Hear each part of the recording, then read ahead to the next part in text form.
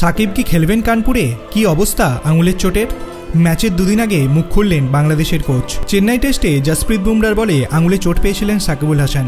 চোট নেই, ব্যাটে বল করেন। ভারত বাংলাদেশ দ্বিতীয় টেস্টে তার খেলা নিয়ে তৈরি হয়েছিল সংশয়। ম্যাচের দুদিন আগে সাকিবের খেলার সম্ভাবনা নিয়ে মুখ খুললেন বাংলাদেশের কোচ চন্ডিকা হাথুরুসিংহে। চেন্নাইয়ে আঙুলের টেপ জড়িয়ে খেলতে দেখা গিয়েছিল সাকিবকে। বল করতে সমস্যা হচ্ছিল বাংলাদেশের প্রাক্তন অধিনায়কের। নাজমুল হোসেন শান্ত তাকে বোলার হিসেবে তেমন ব্যবহার করতে পারেননি। সাকিবের ফর্ম নিয়েও সমালোচনা হয়েছিল বাংলাদেশের সংবাদ মাধ্যমগুলিতে। যদিও বাংলাদেশ দলের ভারসাম্যের ক্ষেত্রে সাকিবের ভূমিকা গুরুত্বপূর্ণ। কোচ হাথুরুসিংহের কথায় স্বস্তি দিতে পারে বাংলাদেশের ক্রিকেট প্রেমীদের। বুধবার সাংবাদিক বৈঠকে কোচ বলেছেন, দলের ফিজিও বা অন্য কেউ আমাকে কিছু বলেনি, সাকিব খেলতে পারবে বলেই জানি। বাংলাদেশের প্রাক্তন অধিনায়কের ফর্ম নিয়ে আলোচনা হলেও কোচ চিন্তিত নন। তিনি বলেছেন, সাকিবের খেলায় আমি অন্তত হতাশ নই। আমার চিন্তা গোটা দলের পারফরমেন্স।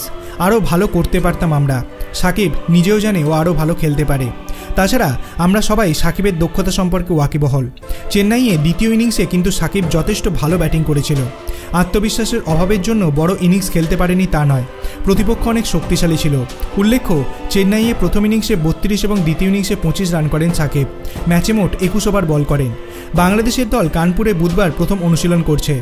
যদিও সাকিব নিরাপত্তা নিয়ে ভাবছে না বাংলাদেশের শিবির। ভারতীয় ক্রিকেট বোর্ড ব্যবস্থার ওপর আস্থা রাখছেন হাথুরুসিংহ। আপনার কি মনে হয়, সাকিবুল হাসান কি দ্বিতীয় টেস্ট খেলতে পারবে? আপনার অভিমত আপনি কমেন্ট সেকশনে জানাতে পারেন। ভিডিওটি ভালো লাগলে লাইক করবেন, চ্যানেলটিকে সাবস্ক্রাইব করতে ভুলবেন না। ধন্যবাদ।